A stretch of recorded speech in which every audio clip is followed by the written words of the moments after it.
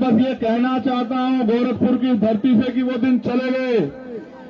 हाँ, आपके पास असले हैं, अवैध असले, आपके पास हथियार है, आप हमारी हत्या कर सकते हो, लेकिन याद रखना कि हर एक हत्यारे को उसकी सही जगह भेजने का काम करना हम लोग अच्छी तरह जानते हैं। ऐसा क्यों है कि पुलिस की लाठी, गुंडों की लाठी हमारी कमर पे ज्यादा तेजी से पड़ती है? ऐसा क्या है? आपने सुना है आसपास कभी कि किसी की हत्या हुई है, उसके बच्चों को उसका आखिरी चेहरा भी न देखने को मिले? कभी सुना आपने? लेकिन ऐसा क्या है कि आपके साथ अन्याय होने पे भी न्याय नहीं होता? उसका एकमात्र कारण यह है कि इनको लगता है कि ये लोग कमजोर हैं, ये गाय भैंस बकरी हैं, ये जानवर से ज्यादा कमजोर है। लेकिन जहां मुख्यमंत्री ये गोरखपुर उनका जिला है, जहां मुख्यमंत्री ये कहते हैं कि यूपी में 0 टॉलरेंस है, अपराध की कोई जगह नहीं, वही उनके जिले में सामंती ताकतवर लोग हमारे लोगों की हत्या भी करते हैं। दिन दहाड़े जो है सुबह आंख खुलने से पहले आके पूरे गांव में हमारी मां बहनों के साथ मारपीट करते हैं। ये अन्याय हम लोग नहीं सहने वाले, ये बताने के लिए मैं गोरखपुर आया मुख्यमंत्री जी को। अगर हमें हमारी मां भी 9 महीने वही दर्द सह पैदा करती है, हमें जो दूसरों की मां दर्द सह करती है, उतनी तकलीफ उठाती है हमारी मां भी। हमारी हत्या का अधिकार किसी को नहीं है। अगर हमें हत्या ही हमारे नसीब में लिख दी गई है तो हमारे लोगों को इसके खिलाफ लड़ना भी आना चाहिए कि बाबा साहब अम्बेडकर के संविधान की वजह से जो अधिकार मिले हैं और हम लोग जो स्वाभिमान सम्मान का जीवन जीना चाहते हैं, ये कुछ सामंती लोगों को पसंद नहीं आ रहा और वो ये सोचते हैं कि हम अगर हमारे साथ अन्याय किया जाए तो हम आवाज ना उठाए। वो दिन चले गए। मैं बस ये कहना चाहता हूं गोरखपुर की धरती से कि वो दिन चले गए। हाँ, आपके पास असले हैं, अवैध असले, आपके पास हथियार है, आप हमारी हत्या कर सकते हो, लेकिन याद रखना कि हर एक हत्यारे को उसकी सही जगह भेजने का काम करना हम लोग अच्छी तरह जानते हैं। हर भारतीय संविधान को मानने वाले लोग हैं।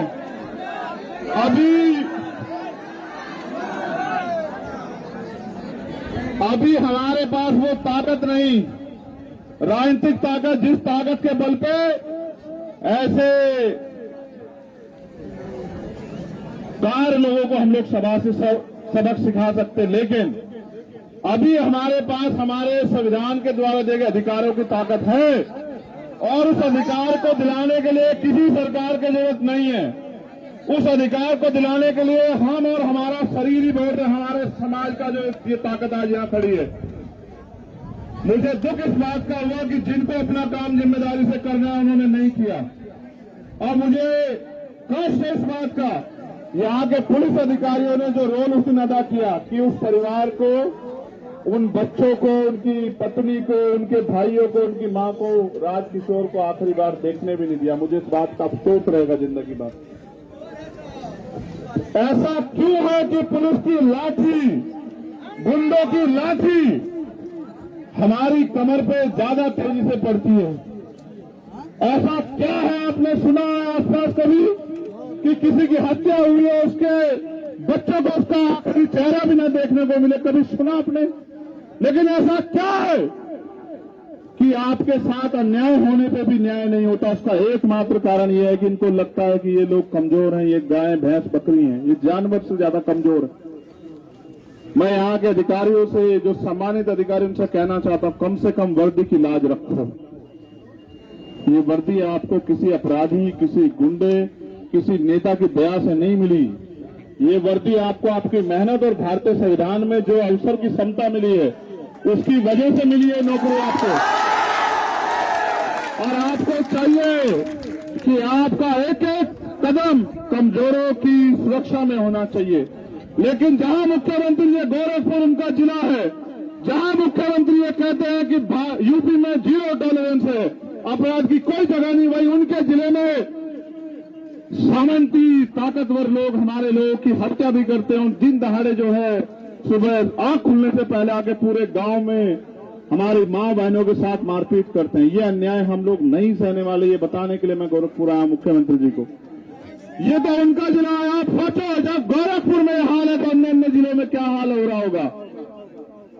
सिर्फ बातें करने से या पीठ थपथपाने से कानून व्यवस्था अच्छी नहीं होती है। मुख्यमंत्री जी, अगर कानून व्यवस्था अच्छी करनी है तो जाति धर्म का चश्मा उतार के कानून के हिसाब से काम करने का काम करो, तब जाके कानून व्यवस्था अच्छी होगी।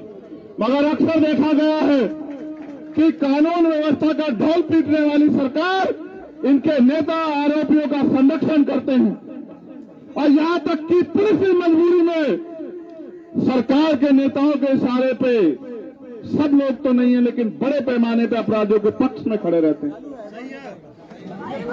ये अन्याय हम लोग नहीं सहेंगे, ये बात आप लोगों को समझनी पड़ेगी। और जो बात मैं आपसे कह रहा हूं, स्पेशली नौजवानों से कह रहा हूं, अगर इस तरह मरना है तो फिर लड़ना सीखो।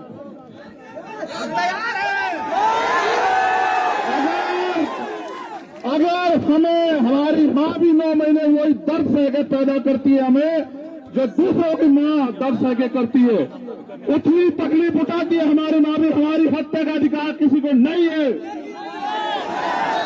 अगर हमें हत्या ही हमारे नसीब में लिख दी गई है तो हमारे लोगों को इसके खिलाफ लड़ना भी आना चाहिए। क्यों मर रहे हो? क्या तुम्हारे शरीर में जोर नहीं, अपनी रक्षा नहीं कर सकते हो तुम लोग? किनके भरोसे? क्या फर्क है जवान में वर्दी के अलावा तुम में और जवान में क्या फर्क है बताओ? तुम भी तो समाज के सिपाही हो, अपनी रक्षा स्वयं करो। और मैं मुख्यमंत्री से कहना चाहता हूं, मीडिया के लोग भी यहाँ हैं, अगर वास्तविकता में आप न्याय करना चाहते हो, नहीं चाहते कि दलितों के साथ, कमजोरों के साथ, पिछड़ों के साथ अन्याय हो, तो आप ये लाइसेंस हमारे लोगों को भी देने का काम करो। हम अपनी रक्षा स्वयं करेंगे, आप याद रखिए। लाइसेंस की जो आवश्यकता उसको है जिसको खतरा है। खतरा सामंतियों को नहीं है, खतरा सरकार के लोगों को नहीं है। खतरा यहां इस प्रदेश में और देश में मेरे लोगों को है। उनकी हत्याएं हो रही है। हम अपने बच्चों को चाहे हाथ रख में और न अपने हाथों में उनकी लाश को उठाते, हमें खतरा है। उनको छोड़ो, जब मेरे ऊपर गोली चलती है तो इनको बेचारे, इनकी क्या जिंदगी बची उत्तर प्रदेश में। लेकिन याद रखना, ये अन्याय हमें तोड़ नहीं सकता, ये अन्याय हमें डरा नहीं सकता। अपने ऊपर होने वाले के अन्याय का जवाब हम लोग आने वाले समय में देंगे, ये बात आप याद रखना। और मेरे कमजोर लोग, और मेरे कमजोर लोग, रोज रोज रोने से अच्छा है एक दूसरे के हाथ पकड़ के एक दूसरे की ताकत बनो, ढाल बनो, एक दूसरे का संरक्षण करो, रक्षा करो। तुम्हारी संख्या इतनी है कि दुश्मन की गोलियां कम पड़ जाएंगी। मैं आपसे कहना चाहता, आंखों का पानी सूख गया, इतनी बार तकलीफ होती है। जितनी ताकत से आप यहां आए मेरे आने पर, हर अन्याय के खिलाफ इतनी ताकत से जाओ कि हर ताकतवर को, सावंती को, हर अन्याय अत्याचारी को पता लग जाए कि तेरे दिन अब ज्यादा नहीं है उत्तर प्रदेश में। और मैं प्रशासन के लोगों से कहना चाहता हूं, जो मांगे हमने रखी हैं परिवार के लिए और उन लोगों के लिए जो घायल हैं, अगर उन मांगों को 15 दिन में पूरा नहीं किया गया, 15 दिन उनके, 16वां दिन हमारा, मैं वचन देके कहता हूं अपने परिवार को कि 16वें दिन हमारी लीडरशिप यहां घोषणा करेगी और जो तारीख तय कर देगी, मैं आपसे भी कहूंगा आना। मैं वचन देके कहता हूं कि कोई अधिकारी गोरखपुर का कुर्सी पर नहीं बैठेगा जब तक हमारे परिवार को न्याय नहीं मिलेगा। याद, सूरज पश्चिम से निकल सकता है लेकिन जो जबान मैंने आपको दी वो कभी कमजोर नहीं पड़ सकती। मेरी बात को याद रखना है। 15 दिन हम लोग इंतजार करेंगे, 16वें दिन हम अपनी लीडरशिप से जानकारी हासिल कर लेंगे।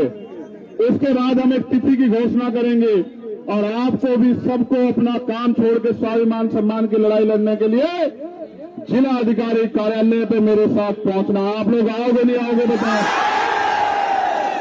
इससे डबल भीड़ रहेगी, जरूर आएंगे हम लोग।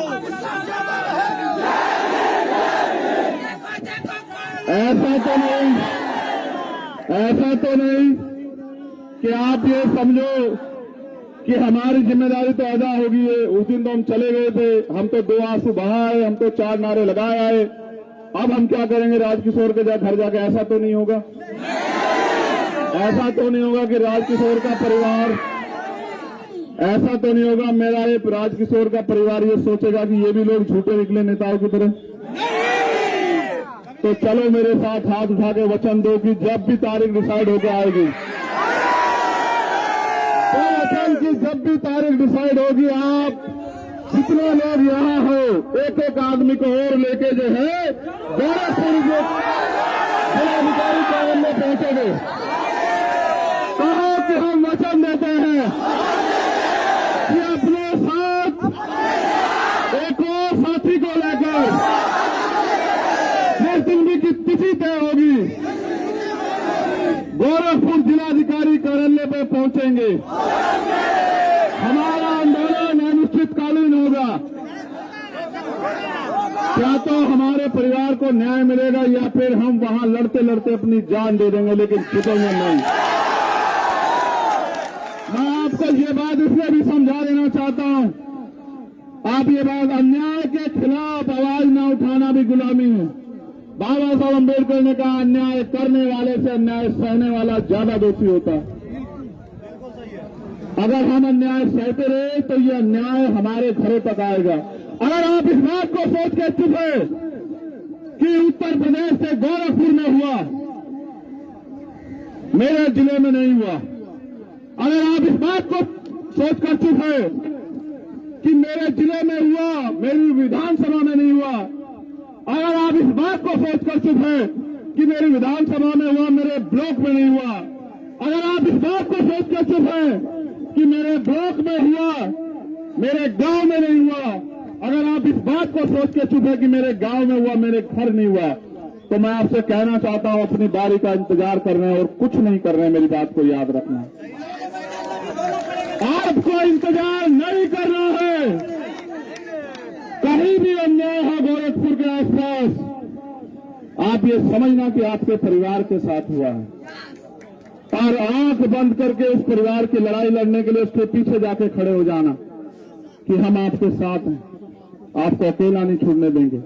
आज राजकिशोर का परिवार सोच रहा होगा कि ये परिवार, ये समाज उसके साथ खड़ा होगा, नहीं, ऐसा तो नहीं, वो डर जाएंगे। क्या राजकिशोर का परिवार डर जाएगा? उनकी एक मांग है, उन्होंने मुझसे कोई मांग नहीं की मेरे लोगों, उन्होंने एक मांग की कि हमें न्याय दिलवा दो। पर उन्होंने मुझसे नहीं कहा कि उन्हें कोई आर्थिक मदद चाहिए, उनको कोई जमीन चाहिए, सुरक्षा, कुछ नहीं। क्या हम राजकिशोर को लौटा सकते हैं? नहीं। लेकिन ये भी तो सही नहीं कि और किसी राजकिशोर के साथ ऐसा। तो मैं सामंतियों को भी ये बात कहना चाहता हूं कि औकात में रहो। हर चीज की एक सीमा होती है, और जिस दिन कमजोर करो मरो की स्थिति में आता है, उस दिन उसका मुकाबला करने के लिए कुछ बचता नहीं है। आज हम प्रदेश और देश में इसी स्थिति में चला है कि करो मरो जैसी स्थिति है। क्या तो अपनी जान बचाने के लिए लड़ो या फिर मरो। आप लड़ना चाहते हो, मरना बताओ। तो मैं आपको तिथि भेजूंगा, 15 दिन के बाद आप लोग आना। और एक चीज याद रखना, मैंने जब आपको वचन दिया तो फिर चाहे मेरी जान क्यों ना चली जाए, मैं आपके उस वचन पे खरा उतरूंगा। मुझे इतना भरोसा है अपने ऊपर। आप लोग भी अपने वचन पे खरा उतरना।